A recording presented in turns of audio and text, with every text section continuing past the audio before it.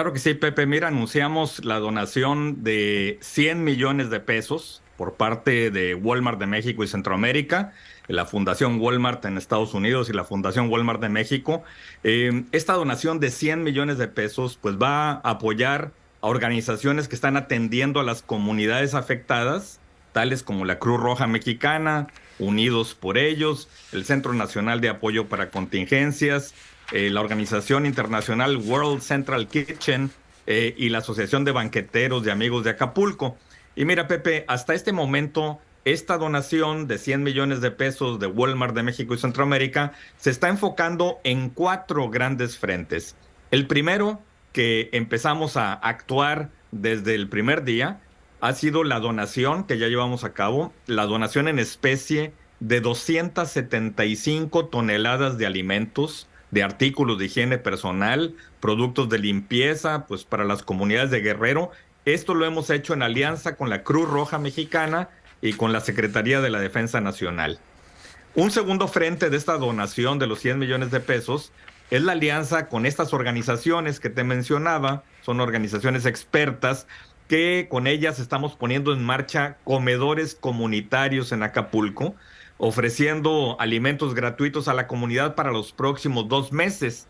En alianza con estas organizaciones, sabemos que son momentos muy difíciles y que las próximas semanas van a ser momentos complicados. El tercer frente de la donación de los 100 millones de pesos es a través de la División de Salud de Walmart.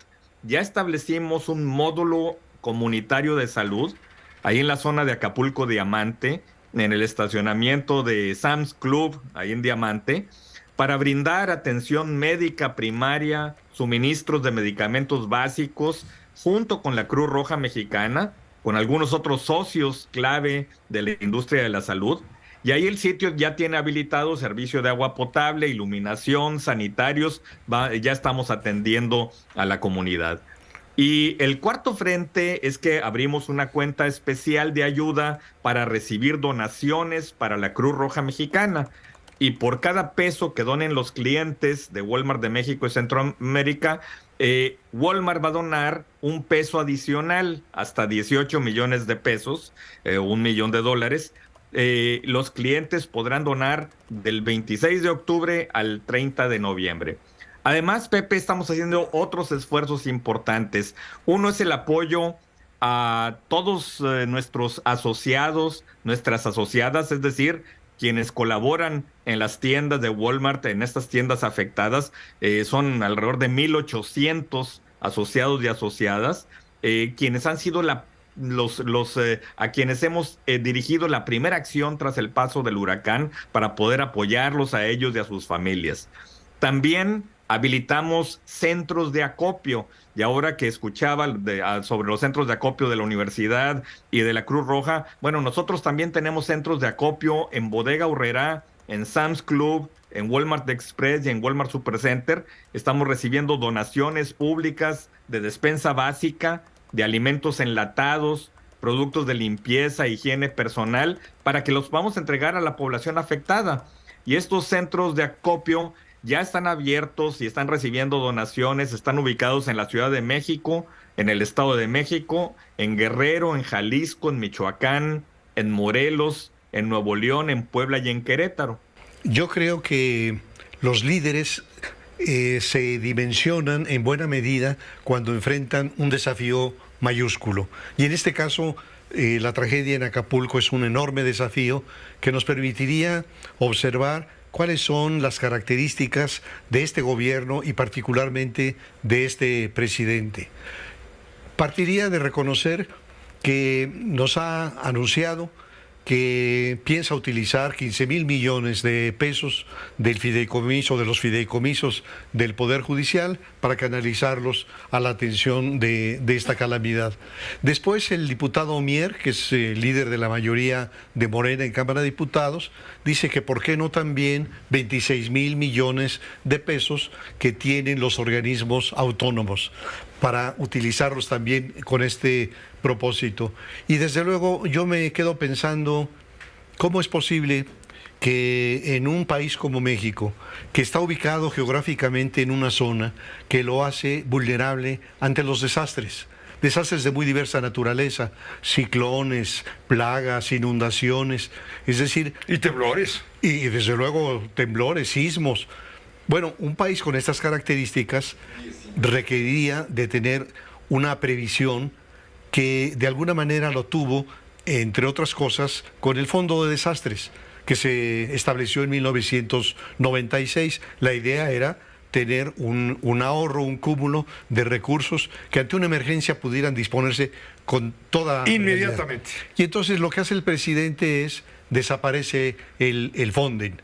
Lo desaparece como ha desaparecido tantísimos organismos. ¿Pero por qué lo desaparece? ¿Por qué la acusa que era una caja chica muy grande Sí. para beneficiar los bolsillos de los rateros de los regímenes anteriores? Y es un manejo político. Y eso es algo similar a la argumentación que dio en todos los casos. La corrupción está presente como uno de los sustentos de la desaparición del nuevo aeropuerto en Texcoco. Está en uno de los argumentos de la desaparición de más de 100 fideicomisos. Y la paradoja es que no hay una sola denuncia y que no hay una información que ofreció dar en las siguientes semanas sobre esa corrupción, pero finalmente se agenció de estos recursos. Y entonces, ¿qué está pasando ahora con Acapulco? Pues está pasando que el presidente quiere disponer de esos 15,000 millones del Poder Judicial y Mier de los 26,000 millones de los órganos autónomos. Es decir, están tratando de obtener recursos de donde los haya, cuando había una institución preparada, prevista para esto. Y eso me trae a colación lo siguiente, que esta actitud antiinstitucional del presidente y de este gobierno es uno de los rasgos que caracterizan con mayor precisión un fenómeno muy estudiado en las ciencias sociales, que es el populismo. Es decir, el populismo es un fenómeno, es un movimiento, es un líder que ha merecido la atención de la sociología política a lo largo de muchísimas décadas. A mí me tocó hace muchos años, como estudiante de la maestría en sociología política, hacer un ensayo sobre el populismo, que hoy revisé. Esta mañana lo revisé y encontré... ¿Pasó la prueba del ácido? Sí, absolutamente, Pepe. Mira, es algo sorprendente. Cuando tú revisas a nivel teórico lo que se ha descubierto sobre los populismos y lo comparas con el caso mexicano, dices, es una calca. Mencionaría algunos de los principales ingredientes. Número 1, lo encabeza un líder carismático. Es decir, es un liderazgo unipersonal. No se trata de liderazgo de un grupo, de una pandilla. No, es un liderazgo unipersonal. Una segunda característica es, este líder tiene una relación especial con el pueblo. Es decir, a él no le gusta que haya una mediación entre el pueblo, que podría ser el Congreso de la Unión o las grandes organizaciones sociales. No, él quiere una comunicación directa con el pueblo. Entonces, este líder, el líder populista, ama las concentraciones, los grupos masivos, los diálogos plebiscitarios en donde se le pregunta a la gente, ¿están ustedes de acuerdo con? Y la gente en aclamación contesta sí. El populismo denuncia a las instituciones. El líder populista es un líder que señala que las instituciones operan en perjuicio del pueblo y en beneficio de una élite. Muy bien, Pepe, muy buenas noches. Pues mira, ya se ha comentado mucho, pero simplemente por ponerlo en perspectiva. El huracán que golpeó a Acapulco la semana pasada es el más fuerte de categoría 5 que pega en una ciudad cercana al 1,000,000 de habitantes. Segundo tema, Acapulco es el 80% de la economía de Guerrero. Si muere Acapulco, muere Guerrero. Y Guerrero ha sido escenario de problemas sociales muy agudos. Recordemos, Pepe, que en los años 70 hubo guerrilla en Guerrero. En los años 90 hubo un episodio llamado Aguas Blancas de una masacre que le costó el trabajo a un secretario de Gobernación. Ahí mismo en Guerrero, en Ayotzinapa, en 2014, inició la debacle del gobierno de Peña Nieto. Ahora es el efecto más devastador sobre una economía local que puede llevar no solo a que Acapulco se muera, sino que en Guerrero haya un estallido social. Entonces, además del tema de la empatía humanitaria que todos queremos tener, hay una cuestión de sobrevivencia social y de un asunto incluso de seguridad nacional. Ayer el presidente López Obrador presentó un programa de recuperación. Por supuesto que tiene cosas positivas, pero es un programa de 6 meses que busca básicamente traer paliativos al sufrimiento inmediato de las personas. Por supuesto no podemos estar en contra de eso, pero es un programa pequeño para cruzar el charco. Acapulco requiere recuperar el dinamismo. Hay muchos hoteles, restaurantes, la economía de las playas que requiere que esa industria se reactive. Esa industria no se va a reactivar dándoles 8,000 pesos para que pinten su casa. Esa economía requiere un plan mini Marshall, como el que existió en Europa después de la Segunda Guerra Mundial, para restaurar, relanzar, recuperar Acapulco. Y eso no se va a lograr si López Obrador anuncia programas sociales. Requiere la confluencia de empresarios, organismos civiles, organismos internacionales. Es un gran plan. Es una gran oportunidad también, Pepe. Esto que se llevó muchas viviendas podría ser también una oportunidad para extirpar al crimen organizado de Acapulco. Podría ser una oportunidad para sentar nuevas bases de gobernabilidad en la entidad, para construir verdaderamente un turismo que sea socialmente equitativo para todos, incluyente, de tal forma que ojalá el gobierno nuevo de 2024, sea quien gane, pueda ver esto como una oportunidad de desarrollo social. Desafortunadamente, López Obrador, como siempre lo ha hecho, quiere monopolizar la acción del Estado, quiere que el gobierno resuelva todo, pero desafortunadamente no tienen el dinero, no tienen ni la capacidad para resolver un desafío de esta magnitud, Pepe. Jurídicamente no es viable, porque todo el dinero que tienen los entes públicos está perfectamente destinado y por la voluntad de una persona que, por más bondadosa que sea alguna iniciativa, alguna propuesta, no se puede estar destinando recursos, y mucho menos si estamos hablando de los fideicomisos, porque además ya hay una reforma publicada en el Diario Oficial de la Federación para poder extinguir 13 de los 14 fideicomisos del Poder Judicial de la Federación, es decir, equivale a 15,000 millones de pesos. Y esos 15,000 millones de pesos, en los artículos transitorios, que son, por decirlo coloquialmente, las letras chiquitas de cómo se va a empezar a utilizar ese dinero, se indica que debe de haber 120 días hábiles para que se puedan llevar a cabo todas las acciones para extinguir los fideicomisos. Es decir, una vez aprobado por el legislativo la extinción de los fideicomisos, tiene que haber un lapso de 120 días hábiles.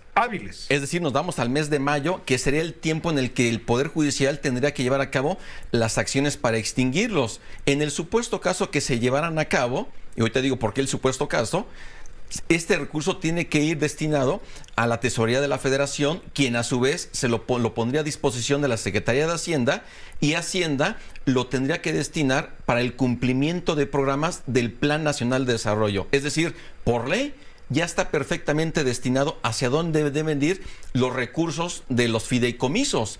El hecho de que el presidente de la República diga, ¿saben qué?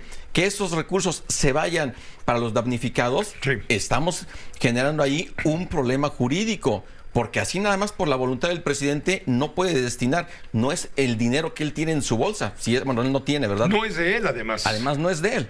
Entonces, el hecho de que le haya enviado este mensaje o este dardo envenenado hacia el Poder Judicial, pues a lo mejor todo el mundo pensaba que era el momento para darle otro golpe al Poder Judicial, porque iba a decir que no. Pero ahí, digamos... Hubo mucho colmillo presidencial al mandar ese mensaje, porque, a ver, quienes no estamos enterados de la técnica jurídica, como es tu caso, diremos, pero ¿cómo se va a oponer la ministra presidenta de la Suprema Corte a una causa tan noble cuando ignoramos el fondo que tú estás dando? Absolutamente. Y para esto, la verdad es que nos sorprendió la respuesta de la ministra Norma Piña, pero es una respuesta... ¿Qué no aceptó ella? Es que la respuesta de ella, la verdad es que es ambigua y es general, porque ella en su carta expresamente dice que le parece buena la idea que los recursos de los fideicomisos públicos, es decir, de todos, no solamente los del Poder Judicial. Y luego, por otra parte, dice que el Poder Judicial tiene que garantizar los derechos de los trabajadores, derechos que provienen de esos fideicomisos públicos. Y luego la ministra dice, vamos a dialogar institucionalmente para conocer lo voy a decir con mis palabras, las letras chiquitas de cómo se va a llevar a cabo la instrumentación de esa propuesta del presidente. Pero resulta que el presidente al día siguiente empieza a decir algo que no dijo la ministra. Celebro mucho que la ministra haya aceptado que se destinen esos 15,000 millones de pesos. Nunca lo dijo. Nunca lo dijo. Pero esto también es parte del presidente para estar presionando política, mediática y socialmente al Poder Judicial.